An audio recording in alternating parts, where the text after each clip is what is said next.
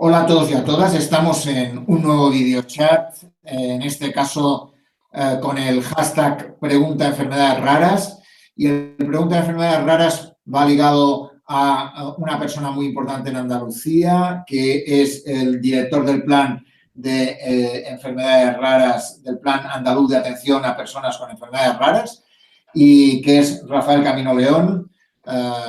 Hola, ¿qué tal? ¿Cómo estás, Rafael? Hola, buenas tardes.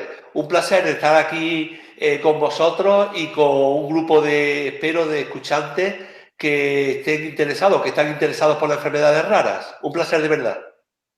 Pues Rafael Camino es médico, Universidad de Córdoba, es coordinador de la unidad de neuropediatría del Hospital Reina Sofía y es director del Plan Andaluz para la atención a personas con enfermedades raras, como decía antes.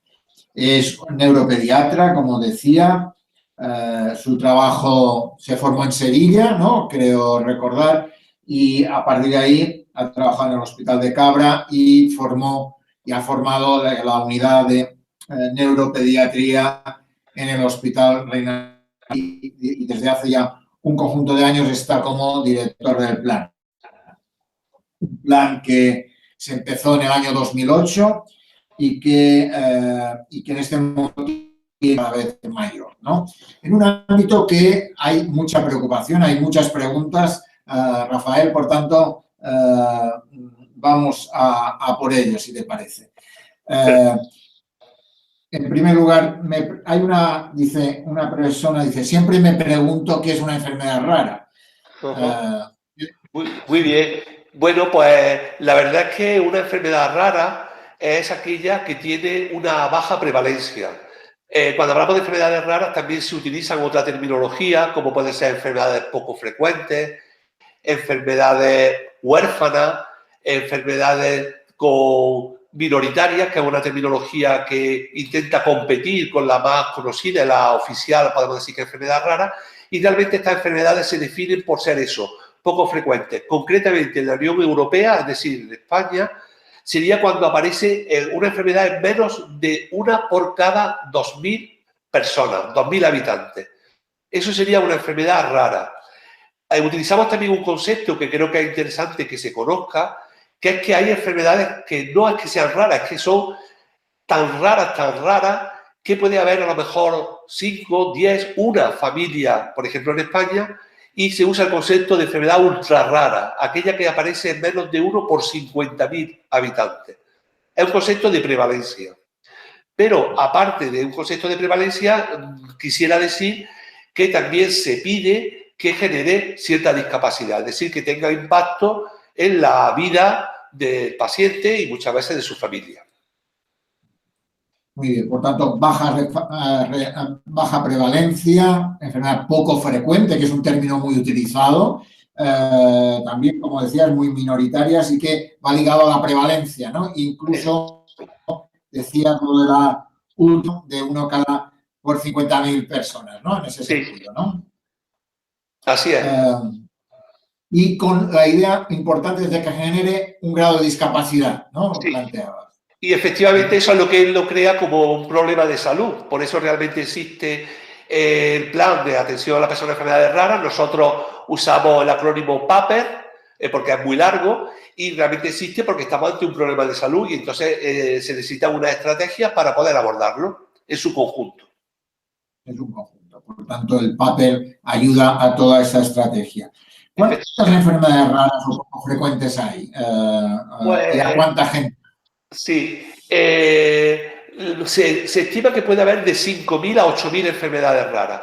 La realidad es que eso es un acercamiento porque depende un poco del término que utilice uno como enfermedad y porque hay diferentes subgrupos, pues puede ser decir más o menos. Las cifras que barajamos siempre son 6.000, 7.000 enfermedades raras, un número creciente y afecta a un número importante de la población. Es decir, se da lo que llamamos la paradoja de las enfermedades raras, que tomada uno a uno, una enfermedad rara tiene pocos pacientes, pero si hablamos de 5.000 a 8.000 enfermedades raras, se estima que afecta hasta un 6% de la población. En términos redondos, decimos que en Andalucía puede haber cerca de 500.000 afectados, o en España 3 millones de afectados, o en Europa 29 millones de afectados. Así que hablamos de un problema visto desde esta globalidad de enfermedades raras como un problema importante. Andaluces, 3 millones de españoles y 29 millones de europeos tienen una enfermedad rara, más o menos, ¿no? Sí. Por tanto, y con unas cifras de enfermedades brutal, porque de 5.000 y 8.000 quiere decir que hay muchas las enfermedades posibles a diagnosticar, ¿no? Muchísimas. Y muchas de ellas son ultra raras, son de estas que realmente afectan a pocos pacientes. Pero sí, efectivamente, la cifra puede asombrar y cada vez además se describen más. Cada vez aparecen más si uno va a los portales de referencia de enfermedades raras, como puede ser Orphanet, que es la referencia, el portal de referencia europeo y para España, o un portal muy conocido a nivel de genética que se llama OMI, de herencia mendeliana, perdón porque mi inglés no es demasiado bueno, pues se ve que continuamente se van aportando diferentes genotipos, diferentes anomalías genéticas que correlacionan con una patología. Todas ellas raras. Todas ellas raras. Pregunta una persona que yo creo que en parte has contestado, dice, ¿qué caracteriza a las enfermedades raras? ¿Hay algo especial? ¿Hay algo que las distingue? Y me dicen que hay enfermedades raras que no están en el catálogo andaluz. Preguntan por qué. Bien, si hay algo que caracteriza, además de la generación de discapacidad, además de la baja prevalencia, es que estas enfermedades son muy heterogéneas. O sea, nosotros no podemos encontrar enfermedades raras de cualquier aparato o sistema. O sea, que podemos decir que casi cualquier especialista médico va a abordar alguna enfermedad rara. El otorrino, el oftalmólogo, el cardiólogo, algunos más que otros, el pediatra, el internista, porque puede afectar a cualquier órgano o sistema. Pero además muchas de ellas son multisistémicas. Son multisistémicas. ¿Esto qué significa? Que implica a diferentes órganos e implica también a diferentes especialidades médicas, con lo que el abordaje debe de ser un abordaje multidisciplinario, interdisciplinario. Y eso, bueno, pues exige, como si dijéramos, una manera de trabajar y una coordinación y una dedicación importante, ¿no? Eso sería, después cada enfermedad rara es de su padre y de su madre, cada una tiene unas características, pero sí es verdad que su conjunto le iguala eso, que son enfermedades muchas multisistémicas, discapacidad, que a veces es difícil de diagnóstico, que a veces no tenemos, muchas veces no tenemos tratamiento adecuado. Esto es lo que le da la unidad. No sé si me... Sí, ahora el catálogo. Nosotros al catálogo, como dice la persona que nos pregunta, se refiere al Registro Andaluz de Enfermedades Raras.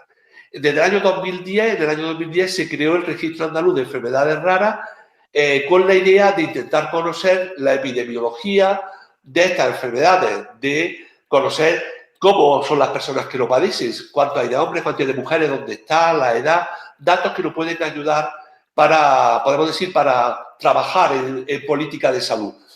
Pero, ¿qué ocurre?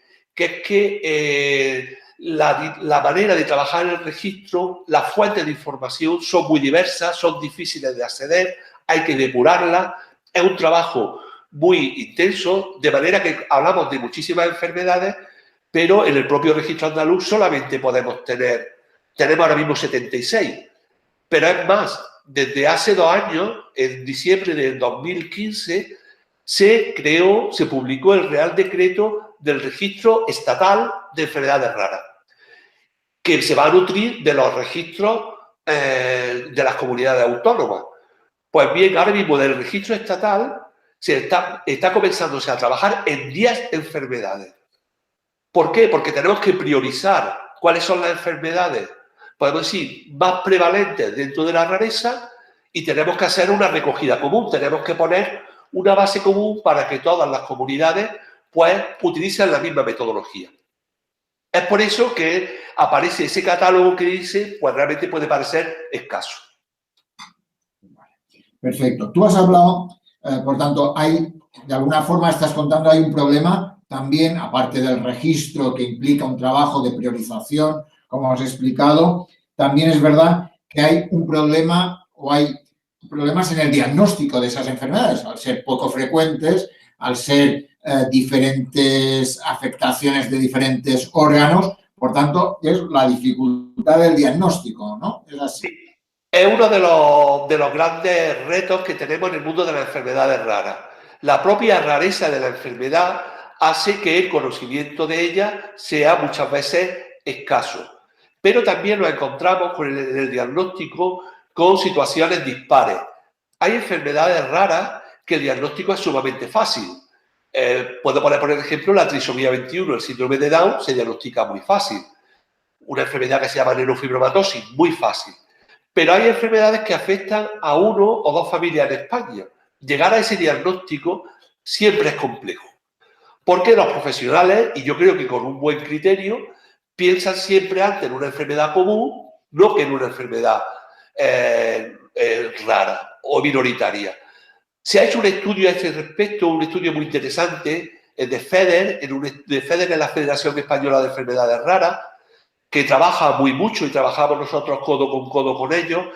En ese estudio en serio se trató cómo se llegaba, cuánto se tardó en llegar el diagnóstico. Un tercio de los pacientes, el diagnóstico realmente fue en menos de un año. Pero es que había un tercio de pacientes en que el diagnóstico tardó de 5 a 10 años. Entonces ahí vemos esa horquilla, esa variabilidad que tiene que ver mucho con, a su vez, la variabilidad y la heterogeneidad de estas enfermedades raras. Pero sin duda uno de los retos que tiene trabajar con enfermedades raras, uno de los retos de nuestro plan, del Plan Andaluz de Enfermedades Raras, del PAPE, es intentar acortar estos tiempos diagnósticos y en lo posible disminuir lo que se llama el no diagnóstico. O sea, que no solamente es que podemos tardar mucho en diagnosticar, sino es que muchas veces también no diagnosticamos.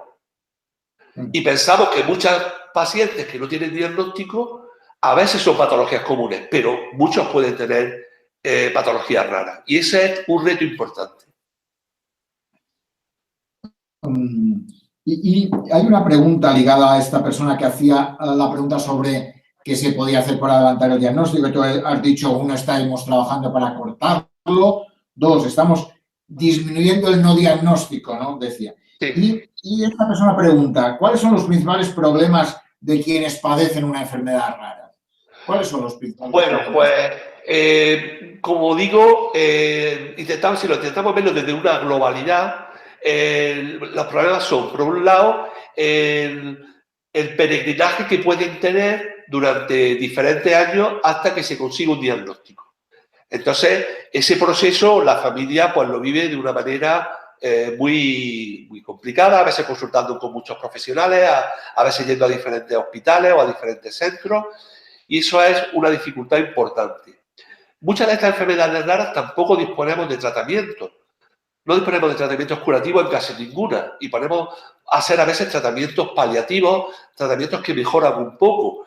Y lógicamente eso genera podemos decir, una cierta sensación de malestar. Realmente cuando tenemos tratamientos, muchas veces tenemos tratamientos que son caros. El gasto que tiene la familia que tiene un paciente con enfermedad rara es mayor que cuando tenemos una enfermedad común, porque en general los gastos médicos y los gastos de productos sanitarios y de fármacos también es mayor. Y entonces ese es un problema importante para ellos. Por tanto, también la idea del peregrinaje va ligado a cierta sensación de tensión, ¿no? No sé qué es lo que tiene, ¿no? Claro. Ese peregrinar para buscar hasta cuándo me van a diagnosticar, qué es exactamente lo que va a tener, va a ser muy grave, ¿no? Supongo que estas cosas también. Es una fase difícil de angustia, por eso todos los afectados y la propia FEDER inciden dentro de sus propuestas en las que más podemos trabajar o debemos trabajar en intentar acortar el diagnóstico. En este sentido, puedo decir que se está trabajando, como creo que muchos conocerán, en la medicina personalizada y podemos decir, en la mejora en las técnicas de genética molecular, ya podemos decir de genómica, que no mucho tiempo esperamos que suponga un antes y un después para el diagnóstico de estas enfermedades, porque no lo hemos comentado, pero el 80% de estas enfermedades son genéticas, van en nuestros genes, en nuestro genoma. Y entonces, si nosotros podemos mejorar la sensibilidad y la capacidad de diagnóstico de las enfermedades genéticas, vamos a tener un punto muy importante. Y esperamos que sea así pronto. Muy bien. Hay una pregunta sobre el tema del aislamiento social, que va un poco ligado a lo que planteabas ahora de ese peregrinaje tan hace que la gente se sienta un poco... dice, ¿qué hacen ustedes ante el aislamiento social al que tienden los pacientes y la familia? ¿No? Y plantear un poco también el tema que hace FEDER en ese sentido, ¿no? Bueno, si son FEDER puede ser una solución. Claro, no todas las asociaciones y no todo... Primero, no todas las patologías tienen asociaciones y después no todas las asociaciones están en FEDER. FEDER es, lógicamente, la más potente porque incluso el abordaje de las enfermedades raras en Andalucía, incluso a nivel estatal, pues partió del empuje de FEDER, ¿no? Y está haciendo un trabajo encomiable, hace un gran trabajo. Pero, claro, hemos dicho que cada enfermedad es diferente. Yo creo que el término aislamiento quizás no sea correcto. Estamos diciendo que son enfermedades crónicas, son enfermedades discapacitantes. Entonces se genera unas necesidades, podemos decir, sociosanitarias muy importantes. Entonces, realmente es más el abordaje, la necesidad del abordaje social y de intentar ayudarle en estos temas sociosanitarios más que haya un aislamiento. Aunque de por sí enfermedades que generan discapacidades de alguna manera pueden hacer que tiendan a ese aislamiento. Muy bien. Por tanto, no es tanto un tema de aislamiento, como decías, ¿no? Sino que... Un abordaje sociosanitario. Necesitan mucho un abordaje sociosanitario. Ahí entraría lo social. Y a muchas veces también lo laboral. Cuando hablabas del grado de discapacidad, de alguna forma también va ligado a eso, ¿no? En ese sentido, sí, efectivamente, ¿no? Claro. Entonces ya, claro, depende de la patología porque, y no es lo mismo una patología rara que sea degenerativa, como puede ser la esclerosis lateral amiotrófica, la ELA, tan de moda y en la que estamos trabajando también mucho dentro del plan, que enfermedades que sean, podemos decir, crónicas, pero que no sean progresivas, donde adaptarse también a esa discapacidad pues, puede resultar más fácil dentro de lo difícil. Perfecto. Pues hay una pregunta sobre que puede tener cualquier médico para diagnosticar y tratar una enfermedad rara. Perdona, la primera parte del enunciado se ha entrecortado. No te escucha, repítemela. Perdona, dificultades de cualquier médico para diagnosticar y tratar una enfermedad rara, ¿no? Dice, sí. Pregunta si es difícil y cuál es el mejor especialista para hacerlo. Bueno, pues tenemos la mala noticia de que no existe un Dr. House. Eso de la televisión. Es muy difícil pensar que haya un experto en enfermedades raras cuando hablamos de que afectan a diferentes órganos y sistemas y que pueden ser pues, de muchos tipos de categorías, ¿no? Es verdad que hay especialidades y que están más en contacto con estas enfermedades, como puede ser la propia pediatría, porque hemos dicho que 80% son genéticas, 2/3 de ellas debutan en la edad infantil, luego el pediatra es un profesional que está acostumbrado a abordar las enfermedades raras. Muchos internistas, pues sí abordan enfermedades raras. Tenemos la suerte de contar, por ejemplo, en Sevilla con una unidad de enfermedades minoritarias para la patología del adulto, donde trabajan muy bien y conocen bien algunas de estas enfermedades, pero no existe profesional que sepa todas las enfermedades raras. A mí cuando voy a alguna charla y dice el doctor Camilo, experto en enfermedades raras, es lo primero que aclaro. Ya quisiera yo. No puede ser, ¿no? Pero en cualquier caso, sí que es verdad que hay personas que están más en contacto por el tipo de síntomas que pueden dar esta enfermedad y por la edad de aparición. Por tanto, tú no eres el especialista en enfermedades raras, aunque tienes la idea de las raras en tu cabeza perfectamente. Lo que nosotros tenemos que intentar, creo yo, y creo que la capacidad de los profesionales y el interés de los profesionales de nuestro sistema sanitario está bien demostrado en la mayoría de ellos, es que uno debe de saber mucho de la enfermedad rara que tiene en su cupo, por ejemplo, en sus pacientes, o debe de estar al día de la enfermedad rara del paciente que diagnostica en un hospital. Nosotros no podemos estar... Yo veo en mi consulta, perdón por decir yo, bastantes enfermedades raras, pero yo no puedo en el día a día estar a lo último de cada enfermedad rara que veo. Eso sí, cuando yo tengo citado a un paciente con una enfermedad rara, el día de antes me miro qué es lo que hay nuevo de esa enfermedad para poder ofrecerlo y poder estar al día y poder ofrecérselo a nuestros pacientes. Perfecto. Hay una pregunta sobre costes.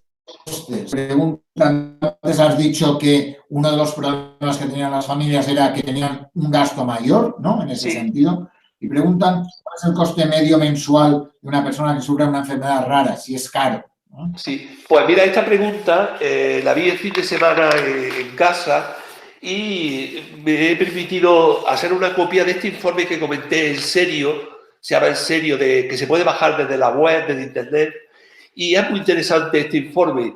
Y aquí expresa en una entrevista que se hizo a 761 familias y pacientes de enfermedades raras, hablaba que el 37,43% el gasto mensual le suponía entre 100 y 300 euros. Y el 34, casi 35%, entre 300 y 600 euros mensuales. Esta pregunta, comentada en porcentaje de gasto anual, un porcentaje de más del 20%, del 25%, decían que entre el 10 y el 20% de sus ingresos anuales era para gastos derivados de esta enfermedad rara. O sea que realmente lo que tiene que soportar la familia es importante. Por eso decías antes la importancia más que el aislamiento social, que tal es a veces la incertidumbre y por otra parte el coste, ¿no? Que van ligadas, ¿no? Sí. Efectivamente, sí, es sin duda, porque claro, el dar las respuestas dentro de nuestro sistema a todas las necesidades intenta llegar al máximo, pero a veces no puede llegar a todo, ¿no? Y entonces, quieras que no, el coste que le supone pues, va a ser lógicamente mayor que ante una enfermedad habitual, común. Muy bien. Hay una pregunta sobre si tengo una enfermedad rara, ¿dónde puedo encontrar ayuda? ¿No? Yo aquí, si me permites, te diría que deben de confiar en nuestro sistema sanitario. La enfermedad rara, como he dicho, pues va a depender del síntoma que tenga, de la agudeza que se pueda presentar ese síntoma, de la rareza del síntoma, pues la vía, el circuito asistencial va a ser distinto. Pero en cualquier caso, nuestros profesionales sí tienen, como si dijéramos, la alerta o se le está formando para ello, para que piensen también que a veces cuando algo se sale de la norma, que piensen en raro y entonces a partir de ahí se pone en marcha el circuito y el circuito suele ocurrir generalmente desde primaria a especializada y después de esa evaluación especializada en el área hospitalaria, perdón, más que especializada, pues ya se dan los pasos con los diferentes profesionales para intentar llegar a este diagnóstico. Y en ese sentido... Que confíe en el sistema. Por tanto, la clave es el sistema trabaja para ello, ¿no? Y por tanto hay que confiar para que eso sea posible, ¿no? Para que confíen en que cada vez se trabaja más para un diagnóstico más pronto, para que no haya nadie sin diagnóstico y para que haya mejores tratamientos, ¿no? Así es. Cuando yo hablo con las asociaciones o incluso en foros, lo primero que suelo decir a la hora del abordaje del diagnóstico y de cómo afrontarlo es que todas las capacidades, toda la cartera de servicios que tiene nuestro sistema sanitario público andaluz está para las enfermedades comunes, pero está también para las enfermedades raras. Y yo creo que nuestro sistema sanitario precisamente está reconocido, no solamente por nosotros, sino a nivel nacional, de que es un sistema que con sus defectos, lógicamente, y capacidad de mejora, pero que da una respuesta muy adecuada a muchos de los problemas de salud que tienen los pacientes. Y todos los recursos que tenemos de unidades de referencia, de las capacidades de trasplante, que somos un ejemplo a nivel nacional en los trasplantes, que no pocas enfermedades raras necesitan trasplantes, todo ese sistema sanitario está a disposición de ellos. Y hay en ese sentido, pregunta, ¿por qué es tan difícil encontrar el tratamiento correcto, adecuado en cada caso? Supongo que va ligado a todo lo que decías antes, ¿no? Claro, para eso existe el concepto de medicamento huérfano. De hecho, el concepto de medicamento huérfano apareció antes que el concepto de enfermedad rara, y el concepto de enfermedad rara va muy ligado al medicamento huérfano. La idea del medicamento huérfano es que si los gobiernos no dan incentivos a la industria para que investiguen, para tratar enfermedades minoritarias, pues no le va a compensar trabajar en un tratamiento que va a ser utilizado para 50 personas. Luego, entonces, hay que incentivar, y se incentiva para que se haga. ¿Qué ocurre? Que es difícil encontrar esos tratamientos porque hablamos de enfermedades donde la muestra que tenemos es muy pequeña, porque hay muy pocos pacientes. Después, muchas veces, éticamente, no se puede hacer la sistemática habitual en los fármacos de hacer grupo control o grupo placebo cuando hablamos de una enfermedad que puede tener un impacto muy importante. Entonces, las reglas del juego cambian, muy pocos pacientes, el coste es muy elevado y todo eso hace que se queden muchas moléculas en el camino y que tengamos pocos fármacos. Poco y caro, porque el proceso es caro. El 10% del gasto farmacéutico, más o menos, actualmente en nuestro sistema sanitario es para enfermedades raras. Para medicamentos huérfanos. El 10%. Un porcentaje importante. Sí. Importante. Y va más. Y va más, claro. Va más porque van apareciendo nuevas moléculas. Tú antes, Rafael, hablabas de FEDER, ¿no? Un poco nos preguntan cómo apoyan las asociaciones a los profesionales médicos e investigadores, qué tareas cumplen y cómo apoyan el trabajo científico y de investigación. Bueno, la realidad es que existen muchos foros donde los profesionales están con las asociaciones. Pueden ser con FEDER en reuniones que organizan ellos, pueden ser con asociaciones concretas en las que cuentan con los profesionales más o menos de referencia para, en conjunto, abordarlo. Esto es algo relativamente novedoso para los que tenemos ya cierta edad. Eso no ocurría en los años 80, en los años 90, tú no te encontrabas afectados cuando había reuniones científicas, ¿no? Ahora es muy común que se le dé la voz a las asociaciones o que ellos pidan nuestra voz de los profesionales, que estemos en común, que trabajemos en común y desde ahí salgan pues muchas ideas, podamos entender mejor qué es lo que ellos necesitan, que ellos también a su vez puedan entender cuáles son las limitaciones que tenemos los profesionales y sin duda un camino que estamos haciendo juntos. Nosotros dentro del plan tenemos reuniones con cierta frecuencia con FEDER, de hecho tenemos una dentro de poco en el Parlamento andaluz para conmemorar el Día Mundial de las Enfermedades Raras, pero participamos conjuntamente en lo que hemos llamado grupo de apoyo al Plan Andaluz de Enfermedades Raras, donde están ellos, como no puede ser de otra manera, representados y donde atendemos, intentamos mejorar las necesidades y los problemas que ellos ven. Así que trabajamos muy juntos con ellos. Muy juntos. Y un poco dicho de otra forma, y una pregunta es, ¿cómo pueden los médicos y enfermeras apoyar el trabajo de las asociaciones de pacientes?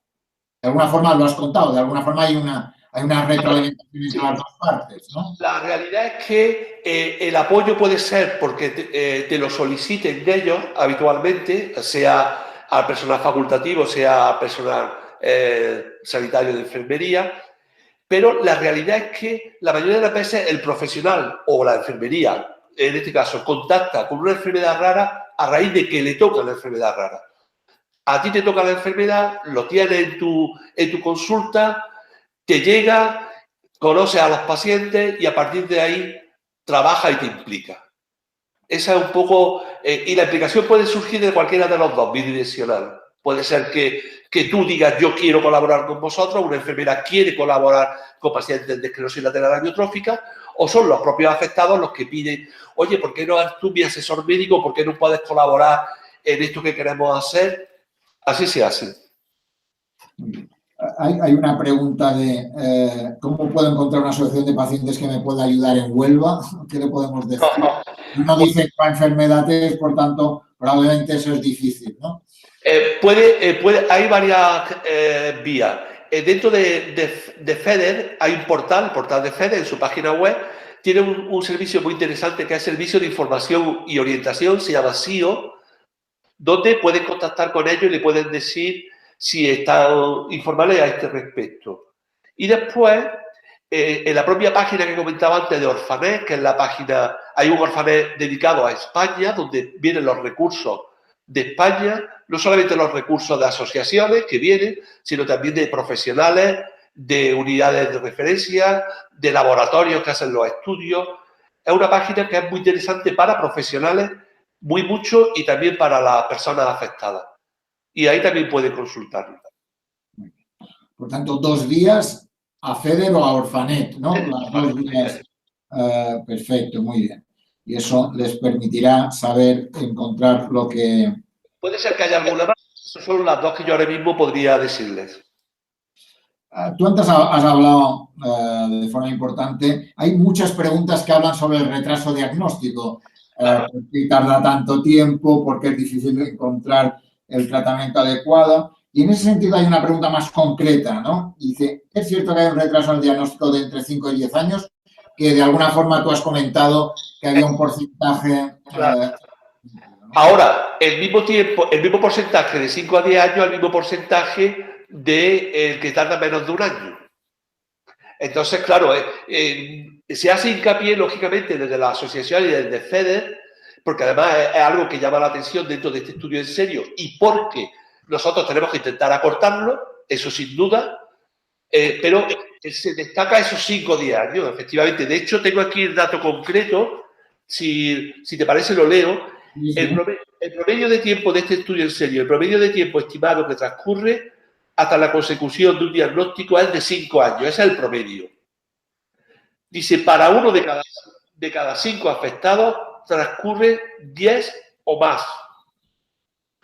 Si bien el 37% ha tenido que esperar menos de un año. O sea, 37% menos de un año para tener un diagnóstico. Pero uno de cada 5 tarda 10 o más. Claro, hay enfermedades que por su propia patocronia, por su propia forma de aparecer los síntomas, pues no puede diagnosticarlas cuando lleva 3 años con las dificultades, porque es propio de la enfermedad que los primeros síntomas, pues a lo mejor son muy, muy sutiles, son muy inespecíficos y es muy difícil. Yo creo que este porcentaje, sin duda, con la medicina genómica y con lo que se llama el estudio del exoma, va a suponer un antes y un después, sin duda, que son las enfermedades genéticas. Pero después, para otro tipo de enfermedades, podremos ir mejorando con la formación de los profesionales, mejorando un poco también los circuitos asistenciales, y esas son las cosas que abordamos con FEDER cuando trabajamos en el diagnóstico y en el no diagnóstico.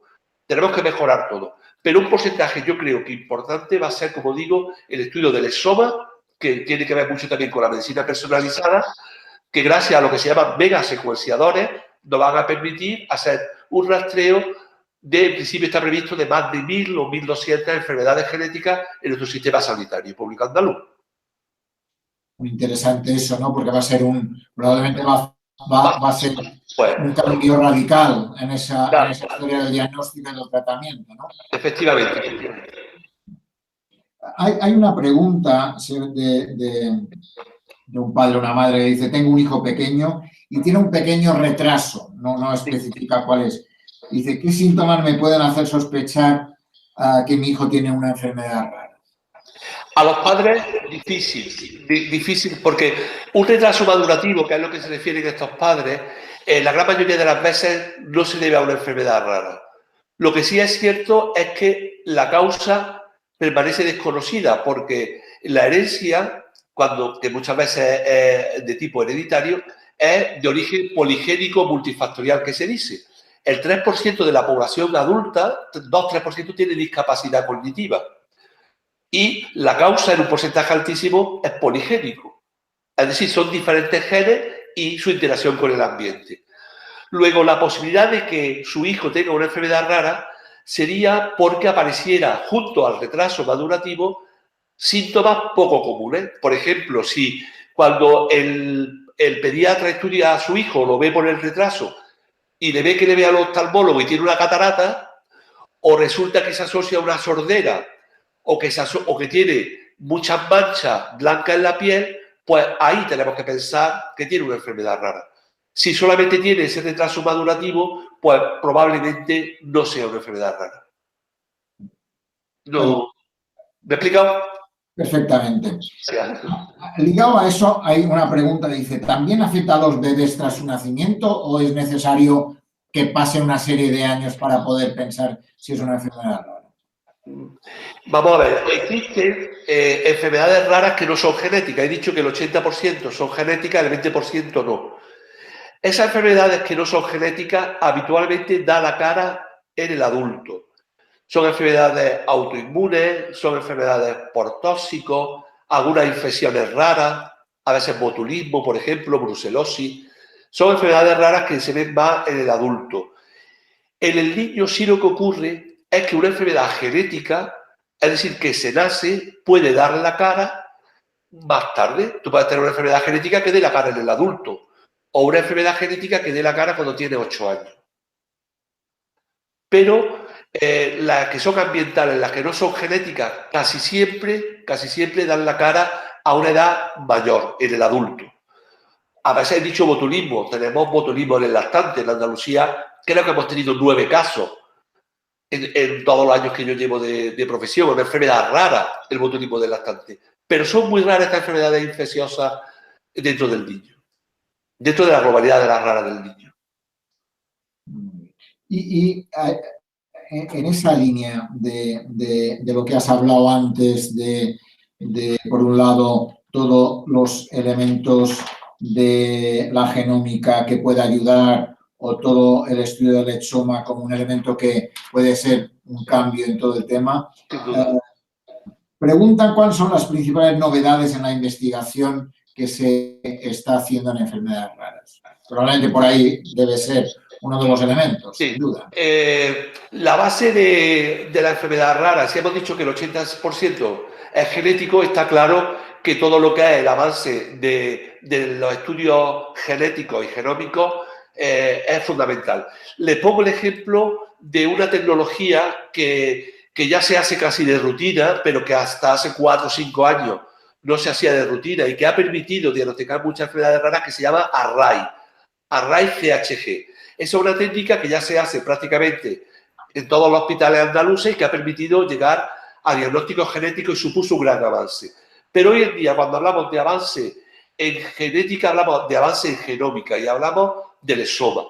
Y eso es lo que vamos a poner en marcha en breve. Claro, ahí se escaparán lógicamente enfermedades porque algunas no estarán ni todavía ni conocidas, ¿no? Pero sí que nos va a permitir avanzar en un porcentaje, que no me atrevo a decir cuánto, pero en un porcentaje significativo, bastante significativo. Podemos mejorar también en algunos aspectos que tienen que ver con estudios de neuroimagen, es decir, cada vez las resonancias magnéticas, las técnicas que se llaman de espectroscopía, te permiten acercarte mejor, técnicas de laboratorio, pruebas bioquímicas, enzimáticas. O sea, todo esto se sigue avanzando, pero no va a ser su impacto tan grande como lo que está haciendo y va a ser en un futuro muy cercano el exoma, el estudio del exoma. Muy claro. Hay una pregunta que seguramente es muy compleja de explicar, pero vamos.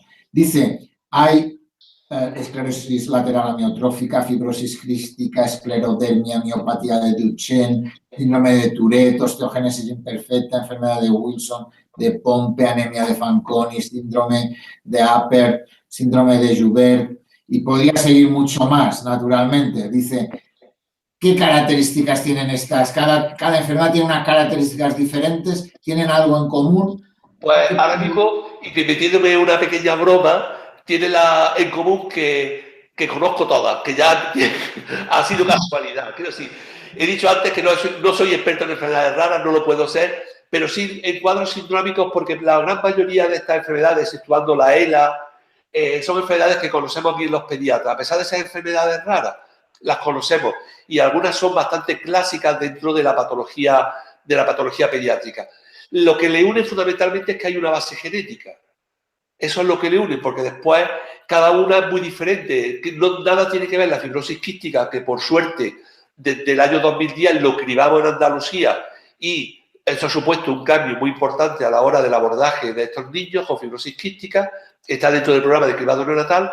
No tiene nada que ver la fibrosis quística, por ejemplo, con el síndrome de Joubert, que es una patología del cerebelo, donde hay un impacto importante con hipotonía, retraso madurativo, etcétera. O no tiene nada que ver con la enfermedad de Wilson, ¿no? Que es una enfermedad genética que puede dar sintomatología en el niño, pero generalmente la da en el adulto.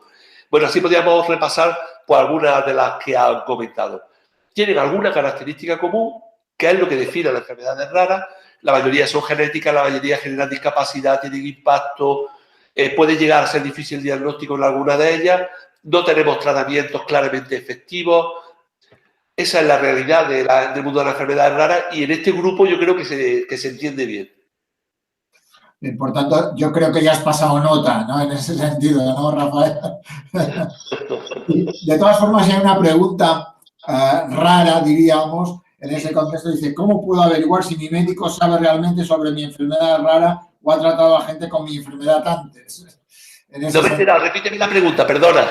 Dice, ¿cómo puedo averiguar si mi médico sabe realmente sobre mi enfermedad rara? Lo que hay que hacer es preguntárselo. Muchas familias, eso es una labor, podemos decir, que nosotros hacemos con las familias, porque mucha gente se enfada de que su médico no sepa. Oye, es que mi hija tiene un síndrome de Rett y es que no sabe lo que es el síndrome de Rett. Claro, yo le tengo que explicar a la familia y hacer pedagogía y decirle, mire, es que su médico, y más de primaria, no puede saberse las 7.000 enfermedades raras, que no me las sé yo. Lo que su médico tiene que hacer, y eso sí que hago hincapié, es que cuando tenga un informe en donde diga que su hijo se ha diagnosticado de síndrome de Rett, esta persona tiene que tener el deber ético de mirarse y a las fuentes y a la bibliografía y conocer lo que tiene su paciente. Estar a su disposición y colaborar apoyando a lo que pueda necesitar los medios de atención hospitalaria. Atención hospitalaria y atención primaria es muy importante que trabajemos en conjunto.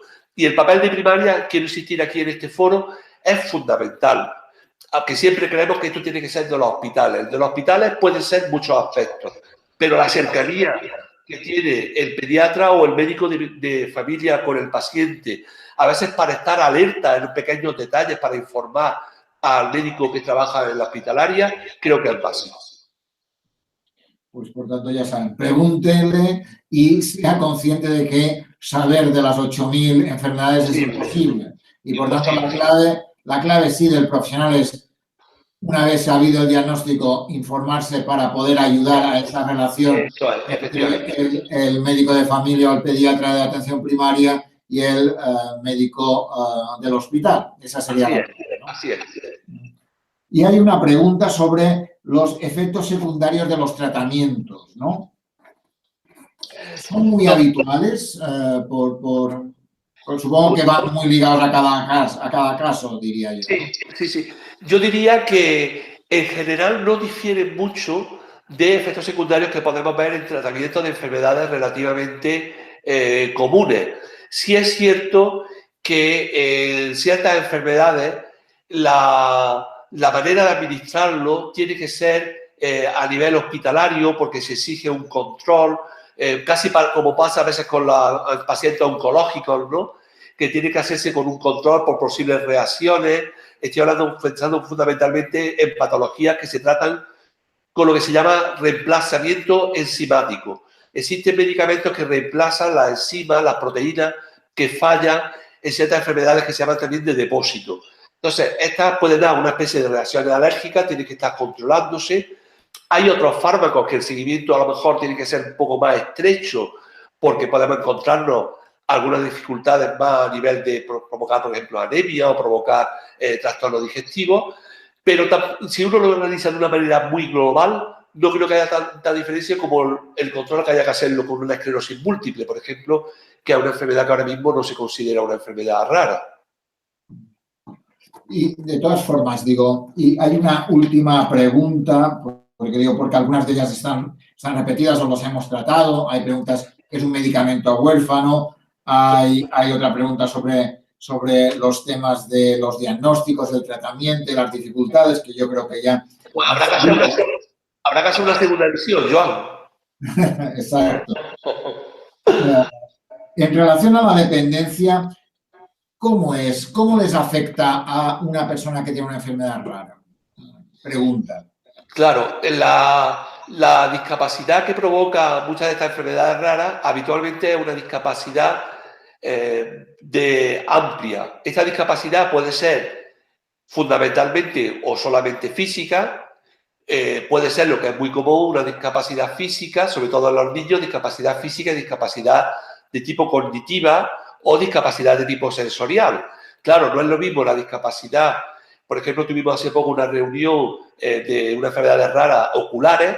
Claro, una enfermedad ocular que solo afecta al ojo, la discapacidad, lógicamente, una discapacidad visual y afecta, pues como nos podemos imaginar, pues en este sentido a la falta de la visión, ¿no?